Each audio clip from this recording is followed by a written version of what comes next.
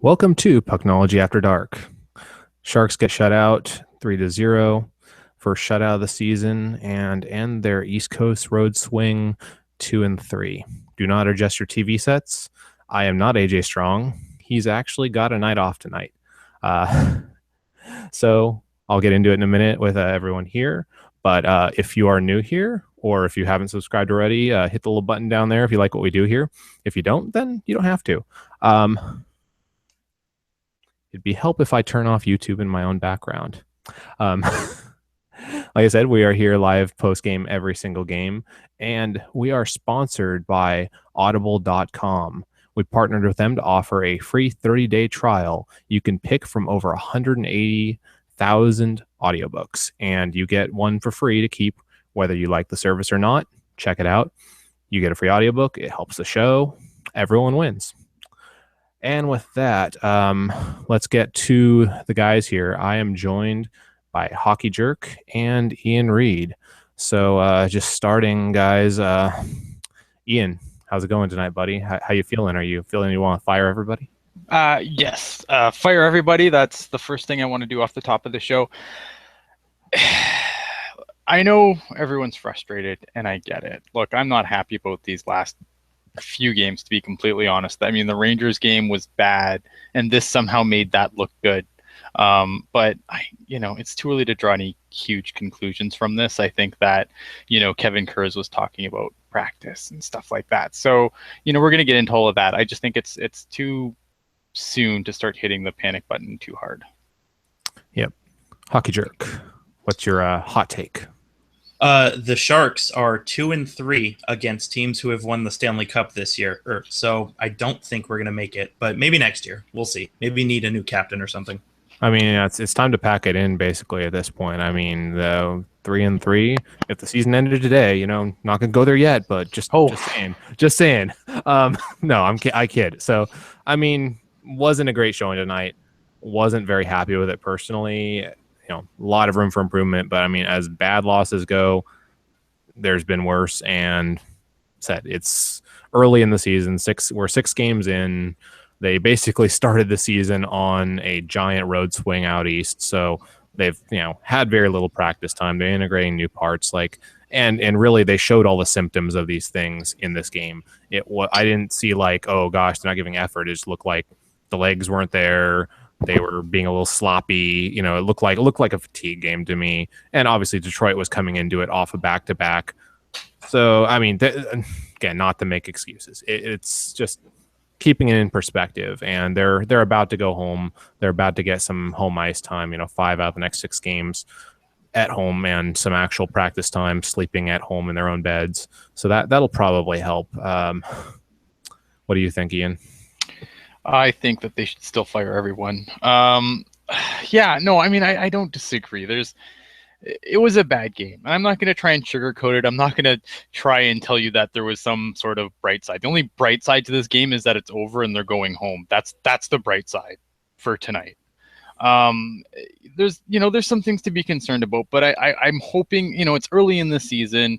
You had a disjointed training camp because of the World Cup, and I'm not, and these are things that I'm not going to let them, I'm not going to excuse them for very much longer. But Kersey said tonight they had basically one practice over the road trip. So you had a disjointed training camp, you've had one practice. They look like a team that hasn't practiced. And it's October too. And it's October. They look they look like a team that's early, that hasn't really practiced, hasn't really gelled. There's obviously things that are not great about their game right now, but there's still, it's not the end of the world yet. Yeah, not yet. I mean, in another week or so, we'll burn this whole thing down. But yeah, what do you think, Jerk? Yeah, I agree. That's the big thing is it's October and we're 3-3. It could be a lot worse. We could be 0-6. We could have just totally fallen apart day one. And I mean, I think that's how fans kind of view it now, is we're not meeting expectations and we're not a cup team. And like I said, it's October. Last year's cup team didn't have their shit together until January. So I think we got a little bit of time. Yeah, cup teams are made in the late months of the season and, well, in the playoffs. Yeah, but we're not doing a show in the late months of the season. We're doing a show now. Fix it, guys. So we need it all fixed right now. All the hot takes. And say we're not excusing it. Just trying to keep it in perspective here, because we're talking about Game 6, where I didn't even thought of the training camp, but really this team still has a lot of time to come into its own. There's we're not even 10% of the way into the season right now, so it's definitely not time to worry yet. Because I think we'll get into it a little bit more. I don't think it was all bad. There was a few things I saw that I liked. Like they shut out the power play for the Wings, which is actually a pretty good power play. That is a bright side. I mean, of course, they kept putting them on the power play, but hey, they're you got to take what bright sides you can. And yeah, overall, I said this last Saturday when we were on here, but I remember I said be prepared for them likely going 2-2 or 1-3 over this week, because they just faced off against 4 Eastern teams in their barns, all 4 of which made the playoffs, including the Stanley Cup champions. So, I mean, just saying, in perspective, they had a brutal week, and that was over 6 days. 4 games, 6 days.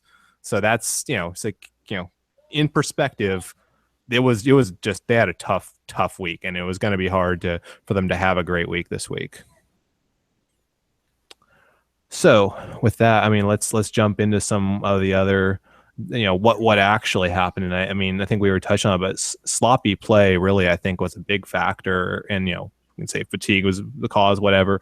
But I mean, there was the Nieto turnover. There was Schlemko being too far up ice on that third goal. I mean, what do you guys think? It was like a discipline thing, or what do you think, Mr. Ian? Go to Hockey Jerk, if you can hear me. Okay, Hockey Jerk, your take, sir.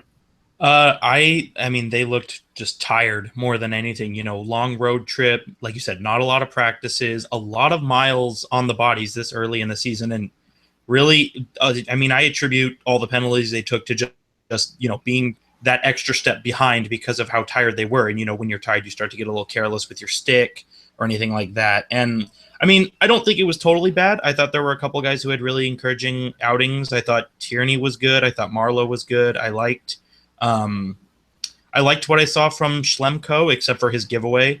Like I said, definitely a lot of encouraging signs, but overall, just very tired effort, I feel like.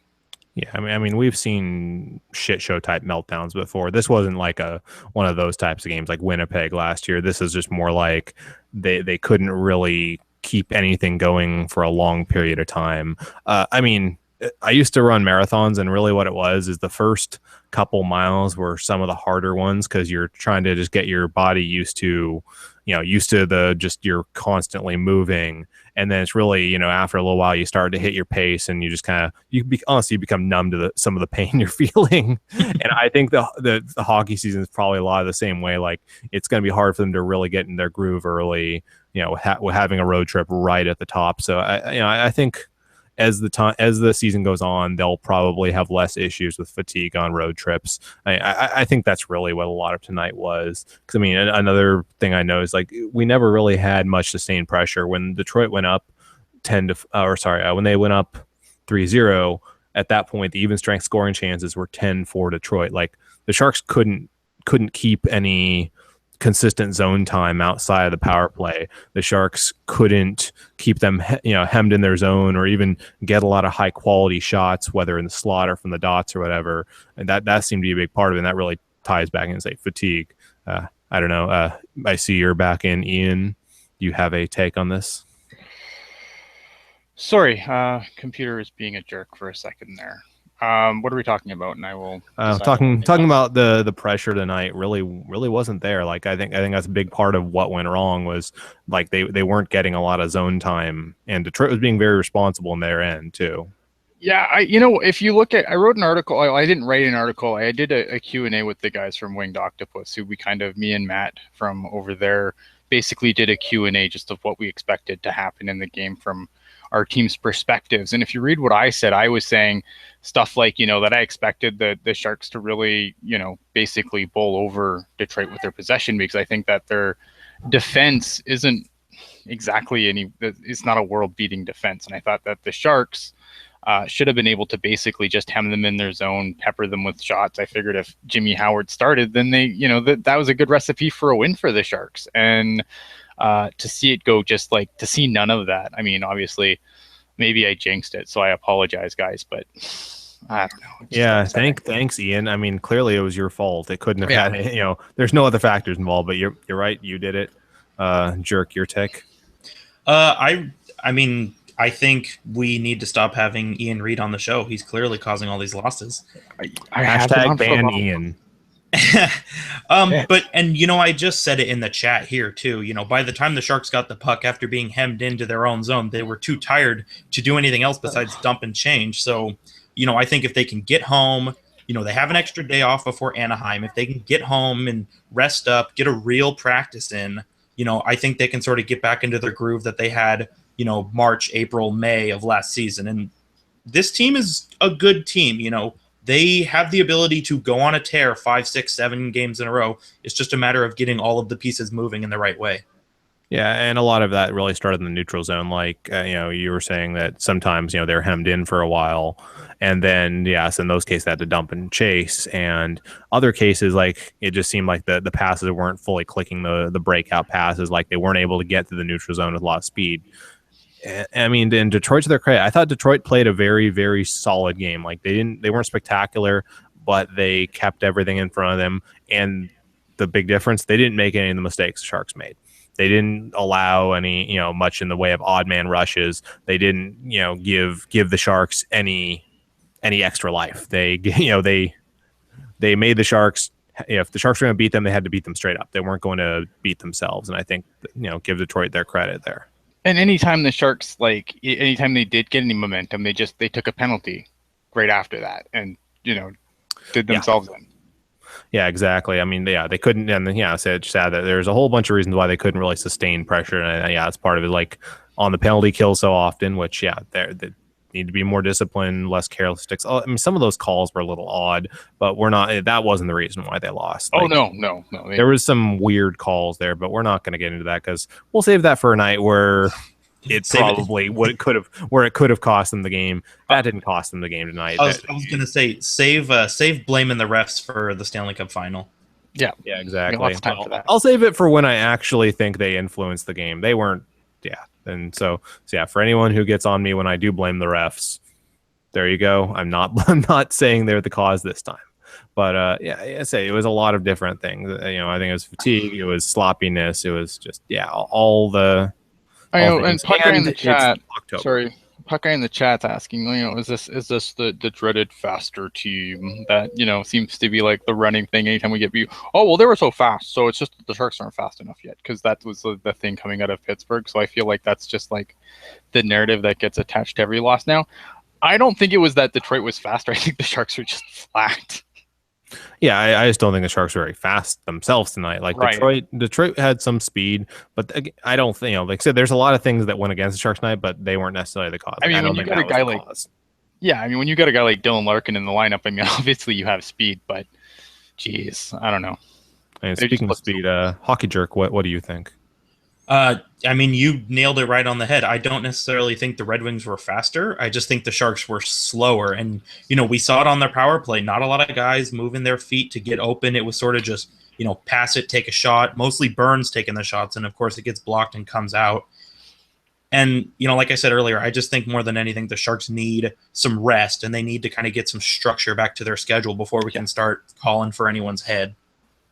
Well, what do you mean? I always call for Bill's heads in October. I mean, it's definitely, if we're still having the same conversation at game 20 that we are at game 6, then I think there's some cause for concern, but it's still early. Why haven't we traded Marlo yet? I mean, hashtag trade Marlo. I when I was saying that sustained pressure is a big thing, and part of that also is like face-offs. Leading in tonight, they're 44%. I haven't compiled the numbers including tonight, but I don't think it was much better tonight because when I looked at the numbers through 2 periods, the Sharks as a team were somewhere around like just above 40%. Only Hurdle was at 50% and leading the team. So it's they have time to turn it around since we're only 6 games in, but face-offs early so far have not been very good, and that's always been a real strength of the Sharks. Like they've always been one of those teams that's been on, you know, around the 53-54% clip compared to the rest of the league. Yeah, I was just gonna say, you know, they've always been a really good faceoff team, and when you look at their roster, they're probably only second to Team Canada in terms of how many centers they have in the lineup. So, I would say it's a little concerning that the faceoffs have been so poor the last couple games. But again, it's something that's going to be worked on when they get more structure, and I think eventually we'll see a turnaround in this stat. I think the other thing you have to remember when we're talking about faceoffs, and I do have some numbers here, but the other thing you have to remember about faceoffs is the Sharks have not been able to dictate the lineups in 5 or 6 games. And I think that's important too, and I think that shouldn't be overlooked. Yes, you should be able to win draws whether you're at home or away from home, but when you don't have the home games to kind of balance out that number, I don't know how much it really says. Just from what I see here from the season so far, and I don't know if this includes tonight's game or not, it has Thornton at leading the team with 56.8% wins on the draw. Hurdle has 53.3, and again, I don't know how many draws they've taken. I'm just looking at raw face-off percentage, and Bodker with 50, and Pavelski. Bodker's taken a total of 4, though. Right, exactly. And Bodker again probably hasn't taken many. He's even. Joe Pavelski's 49.1, but then here's where the problem is. Logan Couture 38.9. Like, there is just no reason Logan Couture should be getting this badly eaten in the face-off circle. Chris Tierney, another guy who you have to start wondering about. Is this third line with Tierney at center working, because he's 35.1% in the dot. Yeah, so the numbers you're looking at are great. I don't think he's drawing great, competition either, though. Like I don't see that Tierney line getting really thrown out there to the wolves.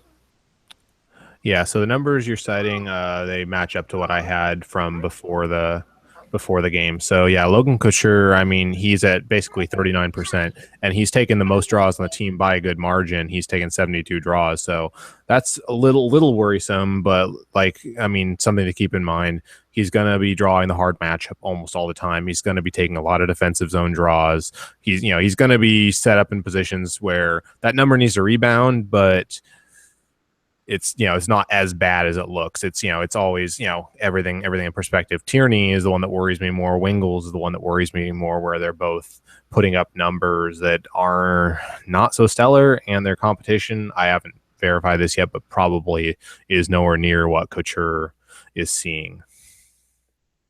That line, that line is kind of slowly fallen out of my favor too. Like, for a while it was the best line we had. Now I don't know if people have just watched the tape on them, or if they're being asked to do too much, but that second line isn't even all that sexy to me anymore as it was 3 games in, where I thought it was the greatest thing since sliced bread.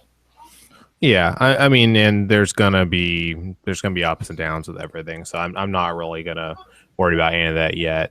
I was looking at the numbers. Yeah, Logan Couture leads the team with 72 draws at 39%. Next up is Pavelski with 55. He's at 49%, so not terrible. Thornton really is the main guy who's taken a lot, who is at 56%. So it's a little worrisome, but yeah, 6 games in. He's the old guys we need to get rid of. Well, it's gonna. I think it'll get better. If it doesn't, then that's some cause for concern. I know last season Tierney ended up around 45%. So that's. I mean, he's a guy that we really need to rebound to have a good bottom 6, because right now the bottom 6 is not giving us a lot. A lot of what the Sharks have done this season well has been the big guys. It's been the top 2 lines, which something we've never heard about the Sharks before. They're top heavy when it comes to their lines. Well, I think, and just on that too, and I'll let Hockey jerk it in here because I realize I keep just butting in. On that though, it's like to me, it just feels like this is the lineup we have because this is the lineup the cap dictates we have to have. Like, I just feel like, it's nowhere close to what the ideal lineup would be. And I know in the chat we're going to start hearing calls for Haley to come back in, and you're wrong. But wrong. But I just I feel like part of the problem is that this bottom six is just dictated by the cap, and it's not really. I feel like if you wanted to look at the depth of the team, and not that it's like stellar, but I think that you could replace some of these players that are playing in the NHL with guys on the Barracuda, and they could be you could have a better lineup from that than what you're icing now. Yep. Jump in there, hockey jerk reaction. Yeah, I agree completely. And, with the whole face-offs thing, I think, guys like Thornton, Couture, Pavelski, even Marlo, these are all guys who are historically known for being, good at face-offs. The thing that stands out to me is, like you mentioned it, Chris Tierney having a rough time in the middle of the ice. And that's something that's kind of been an issue since we first called him up 2 or 3 seasons ago or whenever it was, Right. It was always, Tierney needs to work on face-offs. He needs to work on face-offs. And I feel like he's gone through stretches where he can't lose in the circle, but then on the flip side, it seems like he's always losing in the circle. And then, same kind of thing with kind of the bottom six. Like you said, the salary cap definitely dictates the lineup we put out there. I think, Wingels, Nieto, and Carlson are really all guys who could be replaced by someone else, whether it's, Timo Meier, Barclay Goodrow, or if you really want to give Kevin Labanc sheltered minutes, he could come up as well. Mm-hmm. And I definitely think there's a lot of guys on the hot seat. Oh, that was the other person I didn't mention. Tommy Wingels with his 37.8% face-offs. Yeah, really, though, every team's bottom six is dictated by the cap, though. That's not – the Sharks are no exception there because pretty much no one's spending big money on someone who they're going to play for third and fourth line minutes. Well, that's what the Sharks are doing, though. I mean, look at Tommy Wingels' salary. That's exactly what they're doing. And because they gave him too much money, and I think that's what I mean. Like by the cap dictating it, you can't put we don't have the cap space to move a guy like Wingels out of the lineup or even down to the Barracuda and bring someone else up because we don't have enough. You know what I mean? Because too much of his cap space is still going to count against the cap from the Barracuda that you can't. You're crippling yourself. You either have to ice you have to either bare bones lineup or. It's not a good situation for the Sharks to be in. Quick check. What is Wingels' salary and years? I don't know that off the top of my head. This is his last year, and I believe he's making just a hair under $2.5 million. Yeah, that sounds all right. Yeah, so for that kind of money, we need more. But Wingels is probably not a Shark after next season. Like he had flashes and points, but I don't know.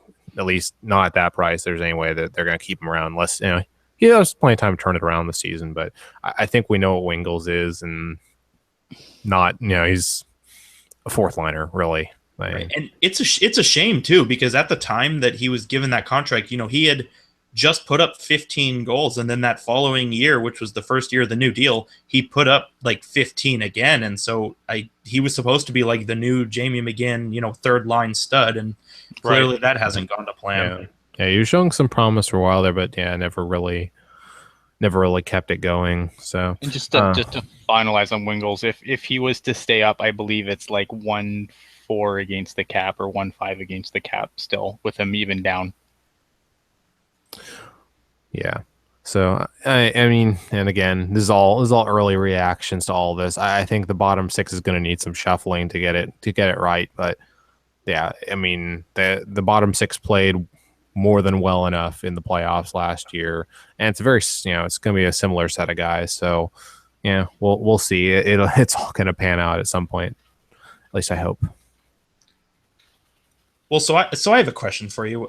If this trend continues, at what point do we see Marlo back in the middle of the third line? Honestly, I'd be surprised if it wasn't sooner than later. Ian? Yeah, I can't see. Like, I mean, I think if the Sharks the frustrating thing for me is, and I get that it's early and stuff, but there are a lot of teams in the Pacific that are, I mean, really no one's doing spectacular in the Pacific other than maybe Vancouver. It's just frustrating that the Sharks can't capitalize that and get some points when everyone else can't. Yeah, I think I don't know how long this experiment goes where, I don't know if Chris Tierney would be any good on the wing. And I think that's the problem. I think they need, I kind of wonder if Timo Meier gets healthy, if he goes to the wing on that line and then maybe Tierney comes out and Marlo goes to center. So Slushy Jake in the chat brings up something good. Wingels signed that 3-year contract after scoring career high 16 goals, all of which were at even strength and shorthanded. So yeah, he showed a lot of promise for a while there. Because I mean, that's those are good numbers if you're not scoring any at all on the power play.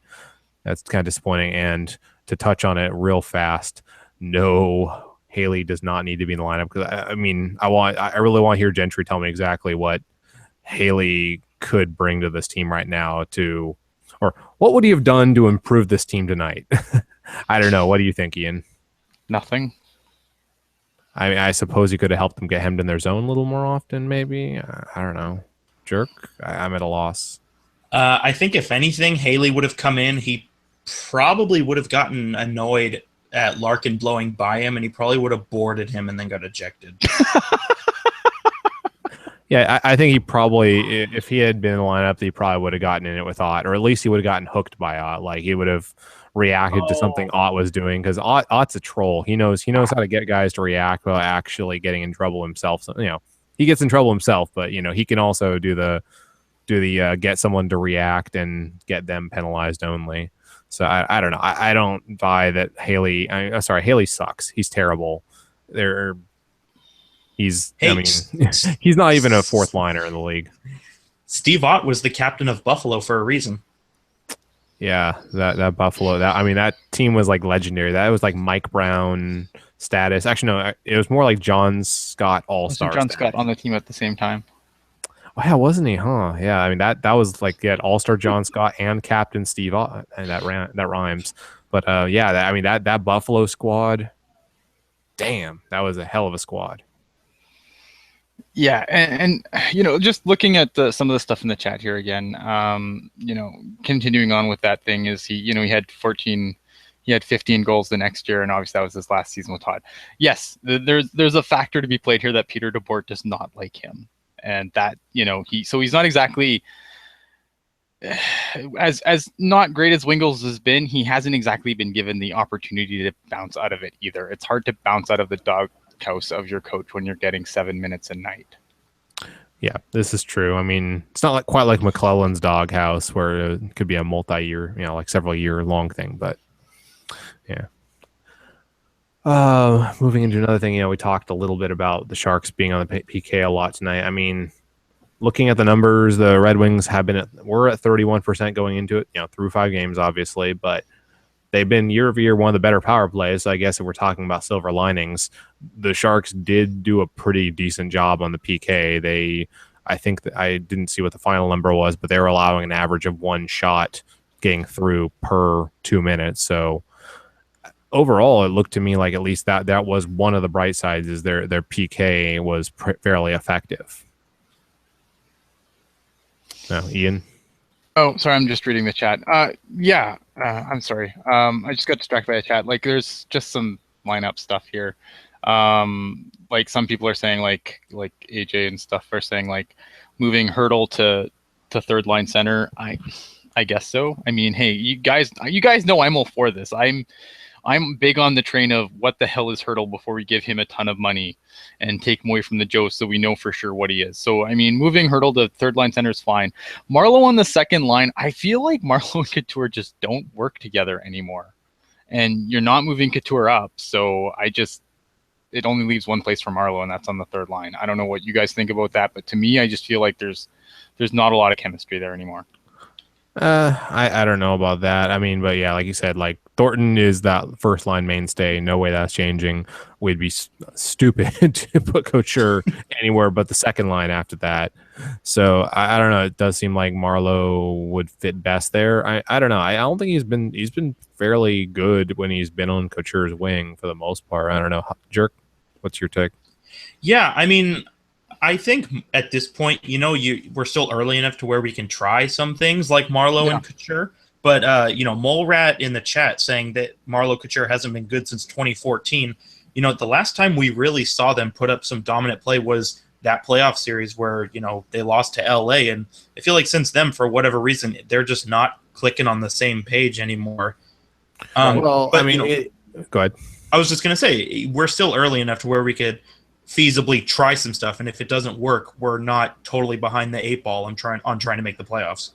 Yeah, and also it's hard to judge that line by their numbers because we've always used them as kind of we have them shadow whoever the opposition's best line is. So it's always deceptive because they're going to play the highest quality competition. So, if they have a night where they don't score any goals, but they basically break even, that's not a great night, but that's still a solid night for them. Like they didn't allow the other team's top line to get loose. So it is a little hard to judge that line because, like a couple years ago, I remember they were scoring a lot more, but as especially under DeBoer, that line's been kind of the shutdown line that sees the really tough minutes. Because the Joes, they tend to get out there against third lines, fourth lines, and occasionally second lines. Yeah. No, I agree. I mean, it's just hard because like you need to get some offense from that second line though, and maybe change the winger. I mean, a lot of that time when they were chained together, they were also chained to Nieto. So I don't know if that, if you take Nieto out of there and you put like a Bodker or, or Timo or someone else there, I don't know if that makes a huge difference. But I mean, it's possible. I mean, you're absolutely right. If you're gonna do, if you're gonna monkey around, now's the time to do it. Try and find out what works. I just, based on the last 2 years, even the last year under T-Mac, I mean, obviously that team was a disaster top to bottom, but that line was atrocious. Yeah, and say it's we keep saying it, but it's true. It's early in the season because that's the thing is like they haven't really found the chemistry yet. They have a few new parts. They have Bodker in there, they have Schlemko in there, so they're still trying to integrate new guys into the whole deal. So it's after 6 games, including a nasty East Coast road swing at 3-3. I'm not really that worried. Like I remember seeing like before the season started, I was like, they could easily be 3-3 or 2-4 at this point, just because that's a pretty brutal start to the season. So they have plenty of room to get better, and they didn't completely go in the tank during these games. I mean, I mean, correct me if I'm wrong. I mean, they've played all playoff teams so far. No. You would be correct. All except for Columbus. Yeah. All right, Columbus. Yeah. Right. Yeah. So all playoff teams and that already. Yeah. Although I don't know, if you ask Drew Weber, I think he might have them winning the division just because he probably does. Does he love him? It is the Metro. Yes. Okay, and with that, I mean, I think we've pretty well broken this one down. Probably beat it to death even a little bit because it's what we do. It's not a I mean, we're here every game. We're here to do this. But I mean, on a lighter topic, so tonight's was the last game at the Joe. If you didn't get it from the broadcast, you now know. It might have been mentioned. One came up once or twice there. I mean, outside of Baker's goal, what memories from the Joe really stand out to you guys? Good memories, not bad ones, because we have plenty of those as well. I don't know, Jerk, you start off. I'm very fond of Marlo's OT goal back in 2010, just because, through the first 2 games of that series and even all through regulation of game 3, I was kind of thinking like, okay, Detroit is going to come out and, dominate play at some point. And part of that was because I still had the playoff series from 2007 still in my head. But then when Marlo scored that OT goal, I was just kind of like, all right, I think we got this one sewed up. So that one definitely sticks out to me. Yep. Ian? Baker goal. I know that seems really lame, but for me, I mean, look, I've been cheering on this team from the very beginning, and then I realized, holy shit, Pacific time zone's late at night, and this team's terrible. And then in that third year, when you're kind of like, oh, what have I done? And then, but like after that goal, that was it, man. That was the hook. That's when I was done for good, because like it was just such a huge moment, for the franchise, and just being such underdogs in that thing. I mean, there was some games where, we'd win like a close game, and then in that series, and then we get like slaughtered like 7-0. So to come out and win that series, I mean, that was such a huge huge deal. And I mean, that was, and it happened in my time zone, so I was awake to see it. So that was the hook, man. I mean, if not for that goal, maybe I'm not on a Sharks podcast right now. I don't know.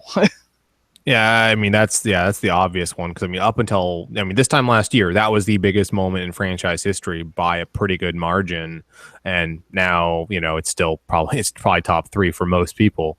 But I have to go with Hockey Jerky stole mine, but it was definitely Marlo's OT goal, because after so many years of the Joe being like a house of nightmares for the Sharks, like just every year, like, oh, this is the year we're going to win at the Joe. I think it was like 2008 when that team was like President's Trophy that year. I remember we like walking to the Joe like in like December or something like that. I remember like, oh yeah, they're gonna put up a good fight. They might win this one. Then they get like slaughtered 6-0, and just like I remember that. I was like, oh my gosh, that was just ugly. But yeah, year over year, and even 2010 or 2009-2010 season, I think they lost both of those, or they may have won one of them in OT, but nothing that really gave you a lot of confidence. Like the Red Wings were kind of there.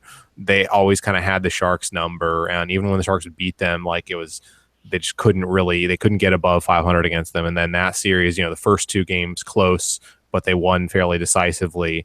Then that game, I was like, they could actually do this. I was just like thinking, like, if they take it to a 6 or 7 game series against Detroit, that's respectable, I guess, because I was expecting them to inevitably get killed by Detroit, because that just seemed to always happen. But yeah, when the Marlo's OT goal went in, I was just like, holy shit, they could actually win this one. They might, yeah.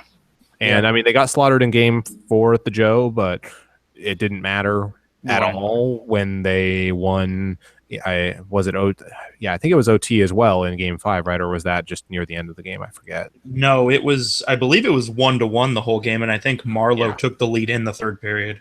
Yeah, I just remember. Yeah, I mean, I've seen the moment 1,000 times. Where that bad change, and then this is obviously at the tank, but that bad change where Thornton and Marlo go the other direction, and yeah, I was at the Brit for that one. Standing room only on the patio. Holy crap! Yeah, a lot of good memories with the Red Wings. It's kind of a shame that I know why they want to be in the Eastern Conference, but man, that just kind of took all the fun out of the rivalry, because there was a great rivalry there for about 20 years of the franchise there. And yeah, a lot of terrible things happened to Joe, but the Sharks had some great moments there. Obviously, the Baker goal, but I think when they kind of broke the curse. Because they could not win at the Joe to save their lives for a good decade there. Like I think they won maybe one game in there, or Nabokov I think Nabokov was something like 0 in there at one point as well. Yeah, just generally a house of nightmares. And it's interesting too, because all of this winning at the Joe has come within the last, I guess, like 5 to 7 years, because somebody, I believe it was Kevin Kerr, has posted a stat, they're like 27, 40 something and whatever, like really bad in the Joe. But then the last 15, I think they had won like 11 or 12 of them. Yeah. So something ridiculous. Well, yeah, that's why I say like that Marlo OT goal kind of broke the curse, because that was at that point, like all their numbers at the Joe were just, that was the first time they really, like that was the first game in a whole run, I guess about 15 games where they won a pretty good bulk of them after just always having a rough go in the Joe, whether it was in the playoffs or even during the regular season. That was like a guaranteed 0 for 2 when they went to Detroit. Almost every time those boards, they couldn't handle all the funny bounces. Red Wings would always out execute them especially on special teams. The Red Wings power play, so good. I'll tell you what I'm not going to miss about the Joe is, during crucial points of the game, every asshole who needs a new beer standing up and going to get one. Yeah, they need the camera positioning there was not so good. Hopefully it I guess is Little Caesars. Little Caesars Arena. We're the SAP Center, so I mean I don't know if we can laugh that much, but Little Caesars, I mean, someone put me in touch with someone with Detroit. I want a shirt that says Little Caesars Arena. Absolutely.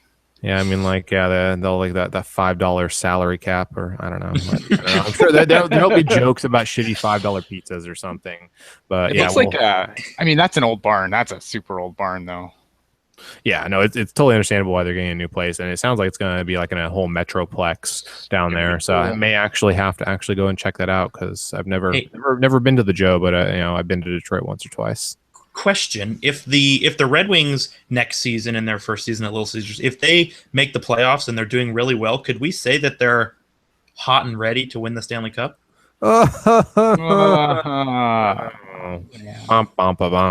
Anyways, get into looking at the Twitter machine here. So AJ has sent quite a few tweets, but giving us the Iverson practice. Talk about practice. Yeah. Thank you, AJ. I was talking about practice. And AJ also said killed every power play chance tonight, including their own. Yeah, I wasn't too disappointed in how their power play execution was. I mean, I thought they did have some good pressure there. I don't know. What do you guys think? Yeah. I keep zoning out. I'm It's I'm the worst. Hockey jerk, save me. the drugs. Jerk, go. I will go just after you repeat the question because I also zoned out. Wow. Damn, am I that boring tonight? Damn it, you guys. But no, AJ was saying, they killed every power play chance, including their own. I thought their power plays looked decent for the most part. They didn't look amazing, but they looked decent enough. They got chances. They just didn't get it in. I don't know. Yeah, it was okay. I mean, like I said earlier, they were getting shots, albeit a lot of them were being blocked, but I feel like they just weren't really moving their feet as much as they usually do. And really the only time I saw like sustained pressure that I was happy with was, when they had their net empty and it was 6-on-5. Like that was probably the most exciting part of the game for me. Yeah, this has always been like a gripe that I've always had with the Sharks is when things stop working, they revert back to these old habits where, and that's a big part of their old habits is, hey, I'm just going to kind of stand here and I'm going to look for the perfect pass from the half boards. And then if we don't make it, someone's going to pass it back to me. I'm Joe Thornton, by the way. And I'm going to look to make another perfect pass from the half boards while I don't move my feet. Like, I just feel like whenever things go wrong, they default into this shell of silliness. Yeah, they need to. There's times when they definitely need to start shooting more. Another comment from AJ is best nickname for the new barn, the pizza oven. I don't know. That's yeah. I don't know. Anyway, so I think. Well, I mean, it's good because you can go to the arena and you get pizza with your wings. Oh man, please hire him now. Waka. Hire him now. Just take him. Thank you, Fozzie. We appreciate it. Waka. So moving on. 5 of the next 6 are at home. I mean, I think thank goodness because that was a rough stretch to start the season. I believe if I remember right, I think they have Anaheim coming up on Tuesday, another Tuesday. So you will get the lovely AJ Strong and Rocket in here most likely, since half of us can't do day games during the week, especially on Tuesdays and Thursdays. Well, I can't do away games. I can't do home games. Period. Other than the weekends. Yeah, poor Ian is in the wrong time zone. Yeah, it's gonna catch up with me this year. Need to get a Kickstarter to get Ian out here to do all Pucknology After Dark episodes. If we did a Kickstarter, it'd be for a proper studio. We could have like a couch or something. I don't know. We could have like a desk like Sports Center. We could do our own. Oh, I want a desk. Yeah. Should I get some we look official. Could finally get the imaginary Pucknology headquarters built. Yeah, AJ asking how the hell did Buffalo Wild Wings not get all over that? Well, because Mike Ilitch doesn't own them, silly. Well, that and also Buffalo Wild Wings is based out of Minneapolis. I would only imagine they would, if they were naming anything, it would be the Wilds. I believe it's Excel Center, Energy Center, if I remember correctly. Yep. Yeah. Okay. So yeah, I got the home games coming up, and we could look at the standings, but really, do we have to? I'll look at the standings. We don't have. Yeah, we can do more if the season ended today scenarios later. Anything else we should touch on, guys, before we get out of here? How about the LA Kings down to their 3rd goalie now? Yeah, things are not going so well for them in LA. Good. Yeah. Good.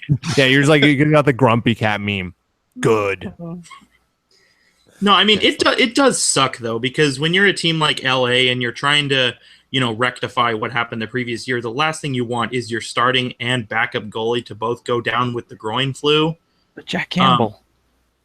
Oh, God. I mean, if we add an implosion by the Canucks, who have like Hey, been whoa! The Canucks are going to unbeatable win this the season. division. They're going to win the division. What are you talking about? Yeah, if the Canucks do their usual Canucky implosion and LA sucks this season, I mean, really, that's almost as good as a Stanley Cup. Not as good, but it's close.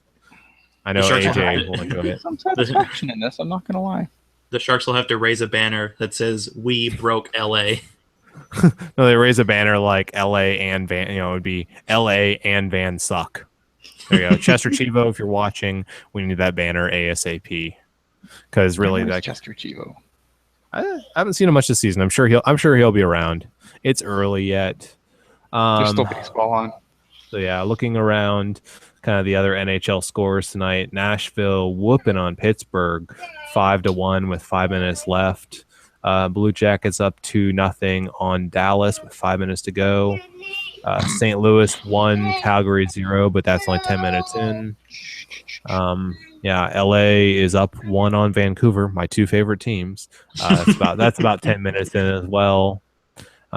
See what else we got here. Toronto lost Chicago in OT. Yeah, Toronto still sucks. Rangers over Washington. Florida over Colorado. Tampa Bay over Ottawa. Montreal over Boston. New Jersey in overtime over Minnesota. And Philadelphia over Carolina 6-3. So man, a lot of games tonight. Good night for hockey. So there's still games going on. So if anyone's watching, you should get on those as soon as we're done here. So final thoughts, guys. Hockey Jerk. My final thought is that I'm glad we're never going back to Joe Louis Arena because I'm tired of losing there. Amen. Ian? My final thought is it's nice that this road trip is over, although it was nice being awake and not feeling guilty about watching the end of a Sharks game. Not looking forward to that changing, but I'm hoping once they get home, things will kind of sort themselves out, and another 5 or 10 games, and then then we can hit the panic button, guys. I'll be right there with you. Don't worry. I'll have the keys. Well, we will have all the hot takes you could ever want here because, as mentioned, right, we are live after every single game. We also can be found on SoundCloud, iTunes, Google Play, Stitcher, probably MySpace, and quite a few others. Ian is our director of content, so he knows he has the list. It's got to be at least 100 sites. I mean, literally, you can because of some of the places where they propagate to other things. So it's a pretty significant list of places where you could probably find our podcast at this point. I mean, they even do our podcast like in Morse code if you're really that right. You can also get it in Braille. It's awesome. Speaking of podcasts, tomorrow, Writers Room on the Writers Room channel at 7. Just me, Kevin, and Drew tomorrow. We got a lot of cool questions, mostly about what the hell's going on in Vancouver. So we're gonna cover the news of the week like we always do, and then we're gonna kind of take a dive and try and make sense of what's gone on in the league so far, and try to figure out who the contenders and pretenders are after 5 games, because that's how we roll. And if you want to find that and watch that, you can just look a bar above us here on YouTube, the search bar, Pucknology Writers Room. It's our second, or one of our many channels. I guess you could call it our second channel. You can subscribe there as well for more NHL-focused content. And also the Pucknologist. It's not on YouTube, but it is audio only. It's our weekly podcast where they kind of cover the more shark-centric news of the week. That's our own AJ and Rocket. That comes out, I believe, every Thursday. And Hockey Jerk here. Hockey Jerk was a call up, but he's kind of made a. He's stuck. He's been earning like fourth line minutes here, but we might have to keep him up for the rest of the season. Yeah, they started me out in a checking role, but then I just started scoring goals, and so they were like, "Oh shit, we need to keep him." And those are largely empty net goals. Don't give yourself too much. Right, you're on the power play, which is after dark. I mean, Coach is trusting me here. I'm not gonna shy away from it. Yeah, you gotta seize the opportunity. Right, but no, yeah, Pucknologists, depending on what the Sharks are doing, either every Thursday or Friday, it will come out. Stitcher, Google Play, iTunes, SoundCloud, tune in, all those. It's myself, Rocket Backhander, AJ Strong, and we just sort of talk about all the little happenings with the Sharks. We got our own little fun segments, and we try to come up with a little hashtag every week. So if that's your thing, check us out. I still like hashtag ban Ian because Mr. Yeah. Jinx here. Okay, so with that, let's wrap it up here. Said if you're new here, subscribe. If you haven't subscribed yet, you should. You'll really like our channel. We make lots and lots of content here, almost too much, you might say, but we try really hard. We're also sponsored by Audible, so if you like the show, check out audibletrial.com/PAD. We've combined with them. We have an offer for a free audiobook as part of a 30-day trial. You get to keep that audiobook whether you like the service or not. So check it out. It's a cool service, and you get to support the show in the process. Already talked about our presence on iTunes and all that good stuff. So once again, the game result tonight was Sharks 0 and Red Wings 3. Not such a great result. Hopefully they'll do better. Hopefully we'll do better. With that, everyone have a great night. Go Sharks.